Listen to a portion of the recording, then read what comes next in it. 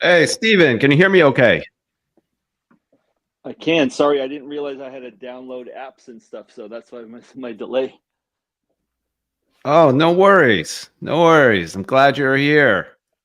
I'm just kind of playing around here, trying to make you a little bit bigger. See here.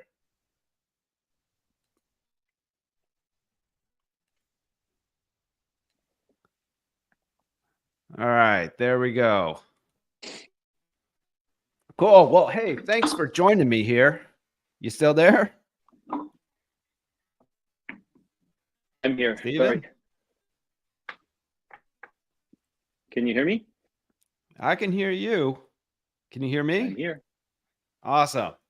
I Well, Yeah, I hey, can I hear know you. you're a busy guy. Okay. You're, first of all, busy realtor. That's how you and I actually met. But you're also busy running for city council of San Bruno. So wanted to have you on and kind of talk about that part of Yes. your life because I'm sure that's pretty consuming as well. And you're raising beautiful girls. So you're a busy guy. Yes, thank you. It So is for let's sure. let's start out and maybe you can tell everyone a little bit about yourself and your history with San Bruno.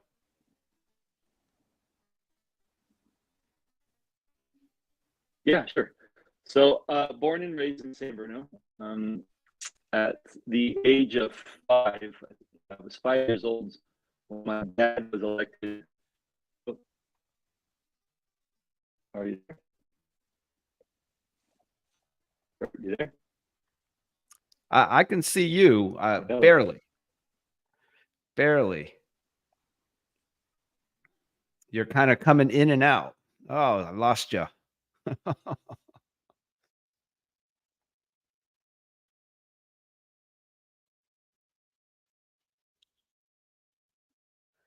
Well, we're Stephen. Hopefully, we'll jump back on.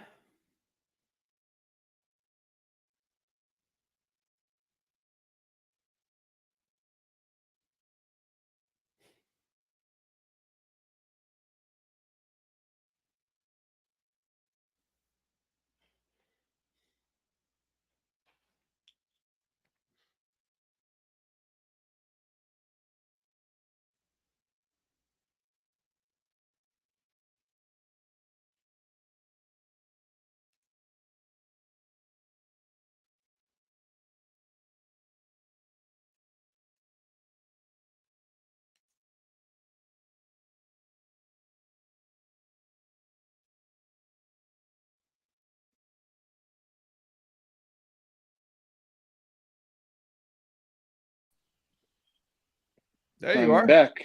I'm back. I'm so sorry about that. I don't know what happened. Hey, no worries. Technical difficulties.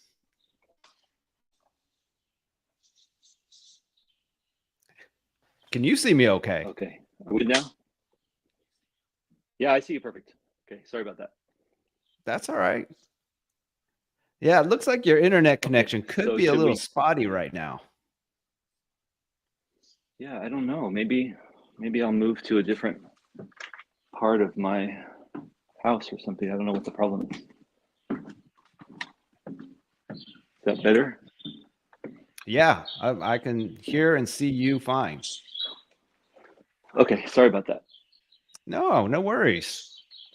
So the way we left off was that you were going to tell us a little bit about your history with San Bruno. Yeah, for sure. So, born and raised here, lived here my whole life. Um, at the age of 5, my dad became mayor of San Bruno, and he continued to be mayor of the city until I was 17, so 12 years. So, as you can imagine, that made a pretty big impact on a young boy growing up in this town.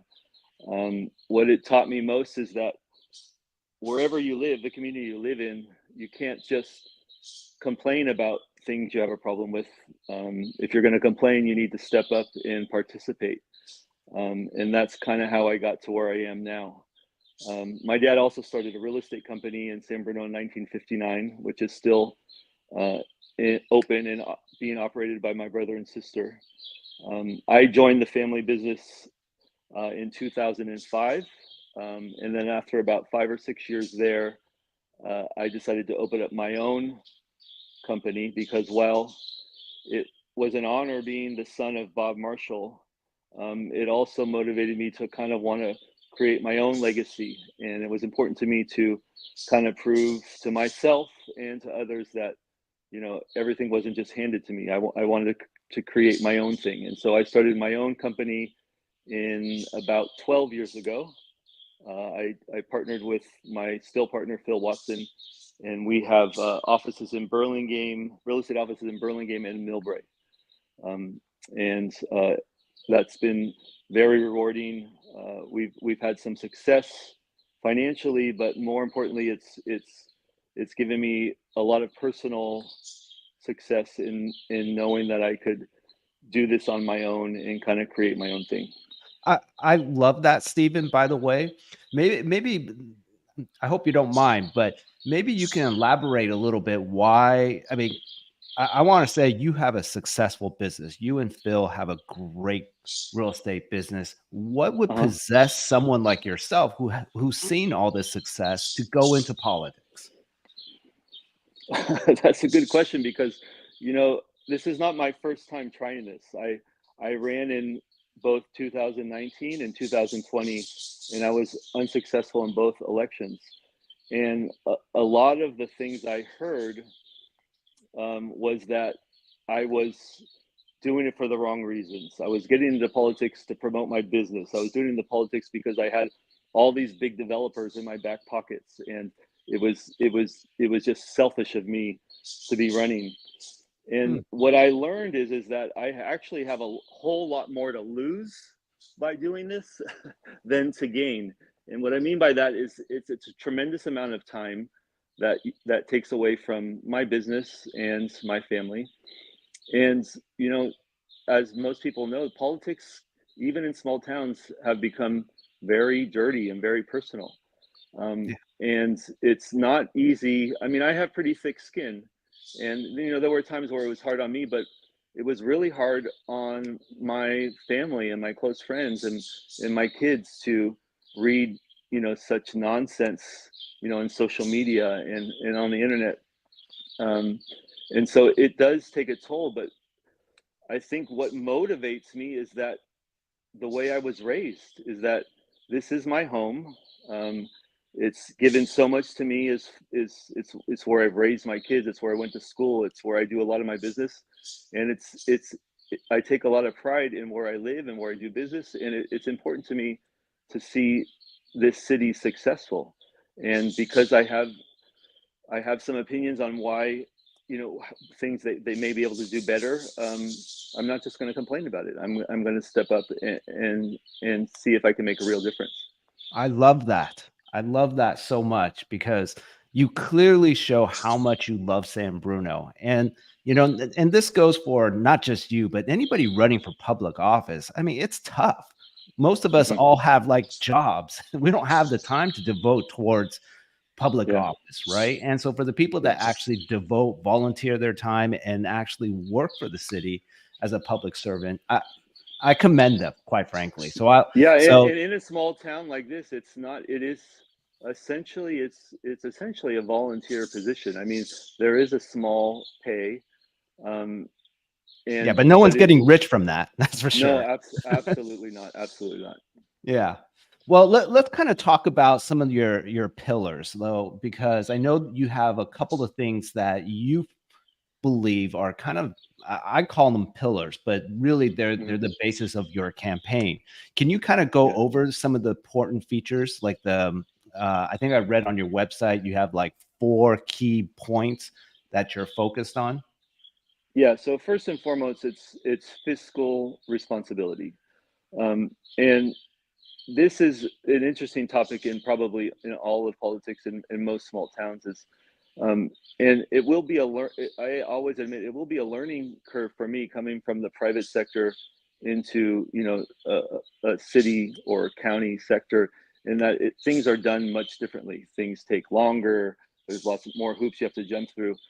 But what makes me unique to any of the current elected officials or anyone running is that there's no other small business owner on the council or running for council. And so I think what this city needs, what this county needs, what this country needs is real kind of common sense thoughts into some of the decisions that they make. Now, it doesn't mean I'm always going to be right. I believe a council or any government should be made up of people from different backgrounds, whether, both personal and professional, so that there could be some collaboration. But they need to hear kind of another take, another side to some of the decisions that they make, because there's been a lot of decisions that if they were running a company, they would be bankrupt, right? Right. And there's just kind of, to me, a real lack of common sense when it comes to some of the fiscal decisions that they're making. One of my second, what you quote called pillars, is our senior services. One of the things that my dad was most proud about when he was mayor is he created the San Bruno Senior Center. And it's not the only one in the county, but it's probably one of the most successful and one of these senior centers that offers the most services. The San Bruno Senior Center offers all kinds of services on a daily basis, from free meals to activities. They have dances and bingo and education and teaching seniors how to work on the internet, all of that kind of stuff. And it's just an incredible facility, but because of some budget issues going on in this city, like other cities, I'm starting to see the kind of the decline in both the services and just the overall shape of the building. Mm-hmm. So it's going to be very important to me, as people are living longer and thriving longer, that we not only support what's currently going on, but try to enhance that as well. The other one of my other pillars is just the infrastructure. Again, like other cities, San Bruno is struggling to afford just the basic infrastructure: sewer systems, water systems, street paving, all of that kind of stuff. And San Bruno has, in my opinion, has always gone the route of reacting rather than being proactive. And I always use the analogy, as as a property owner myself, that there's two ways of going about things. You can keep the rent low and not maintain the building, and then when something comes up, it's super expensive, right? If you neglect something forever and then wait till it breaks, it's usually a lot more expensive. Yeah. And so I think that this city should kind of take the initiative of fixing things before they break. Or specific to my district that I'm running for, we have a lot of open space, which is awesome. That some of it is even open to the public where you could walk and hike. But with that open space, it requires a lot of maintenance, trees. I don't want to wait for a fire. I don't want to wait for a landslide before we look at what could potentially happen. I want to be ongoing to maintain these different types of things so that we could fix them as they go. It's much cheaper to fix it as we go than waiting for something to break. Yeah. Well, I own a And house, then, so I know exactly what you're talking about. yeah, again, it comes back to kind of just like common sense approach. And then finally, is my fourth pillar would be accessibility. I think one of the reasons why I've had some success in business is that my clients, my staff, agents that work with me, they can always reach me. They can call me, they can email me, they can text me, and if I don't pick up immediately, they're going to get a call back within an hour. And that's the same approach that I would bring as a council member, and the same approach I've brought as a candidate. Honestly, I think I'm the only candidate with all my campaign marketing materials. I put my cell phone number there. You did. Because, yeah, because I I I just I want to do my say best to I've been knock. I doing. do my best to knock on every door and engage. I want face-to-face engagement. And emails are great, but I want to pick up the phone and call, because so many things get lost in translation via email and text, and it's important to hear someone's tone of voice. It's important to see their face in order to get the real story. Before we go on, I do want to compliment you because I've been reaching out to a lot of different candidates, and I really have not seen anybody as of yet put their number on their website so that they can actually, a citizen can actually call you and ask you questions about your campaign, what you stand for. There's no candidate more accessible than you. So I'll make sure to put your website on this link so everyone knows how to find you. And I'll add one more thing is I even have my address where I live. I saw You'll that. see when the ballots come out, we have the option to keep that private. And all of the other candidates have, but I think I'm the only candidate. I mean, you can knock on my door. and so that just goes. I mean, you put your money where your mouth is, right? You're Yeah, accessible to everyone. So absolutely, yeah. compliments. All right, Thank let's you. back up a little bit and kind of talk about your pillars. So one thing that you mentioned was fiscal responsibility. So when you get elected, is that being too presumptuous? I don't know. But anyways, Well, I was saying if you positive, at least positive, yeah. well, let's, I don't want to offend anybody. Let's just say if you get elected, right?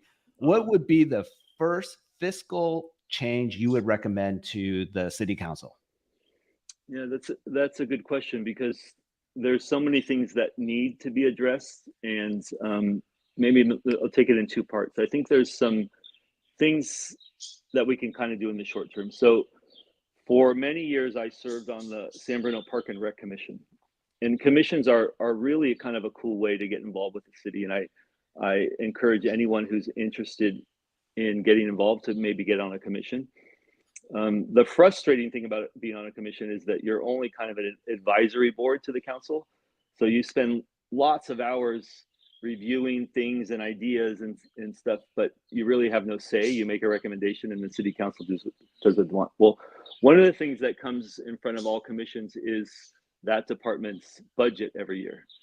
And so every year the Park and Rec Commission would present us their budget before it went to the city council.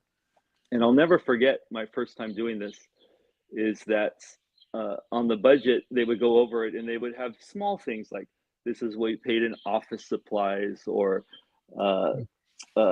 birthday lunch, like all these different little things. They didn't add up to a lot, but I remember that they ended their presentation by saying, you know, we really don't actually need all of this year, but we're going to put it in anyway, because if we don't ask for it, they won't give it to us next year if we need it.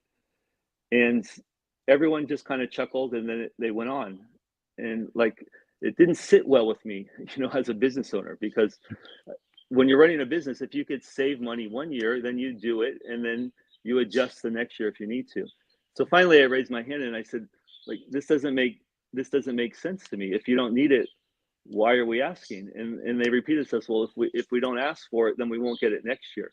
And so if this is happening at the Park and Rec department, then it's happening at the Public Works department, it's happening in the city attorney's department, it's happening in every department, and that adds up. And then at the city manager level, same thing. He's asking for more because he may need more next year, and that's just not okay. That doesn't sit well for me. So that's kind of a short, like a short term small, but it does add up. It could add up to probably a few $1 million, right? Yeah. And so that's one way. The other way is that San Bruno has to get more on board with development, because if cities don't develop right now, that's the best way for them to bring money into their budget. Then they're going to be forced with taxing our residents, Sure. and no one wants to be taxed. So you can't be against development and then vote no on a tax initiative. And in 2019, when I ran, there was an incredible development that was going to hit the city. And unfortunately, it was shot down by the city council.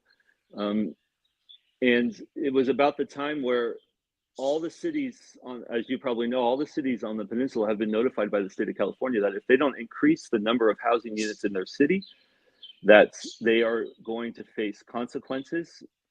And one of those consequences is that developers can bypass any city process for approval and go straight to the state. And the state restrictions are much less. Mhm. And when our city turned down that development in 2019, which was going to be a beautiful development with beautiful apartment buildings with a Whole Foods underneath. Every unit was going to have one parking spot per bedroom.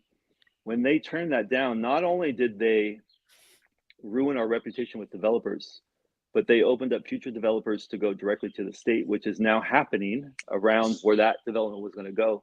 And now we have, low income prefab apartment buildings with 0.25 parking spots per unit Yeah.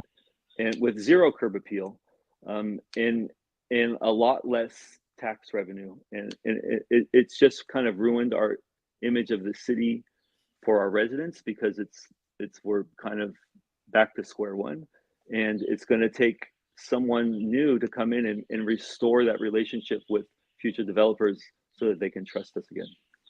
Yeah, may I ask a question regarding that? So I Sure. think the point was, if you guys sold it in 2019, the city would have had an easier time controlling like what things needed to Exactly. be, We right? had the leverage at that time to kind of still tell the developer, negotiate with the developer, well, we'll give you this, you give us that. And Right.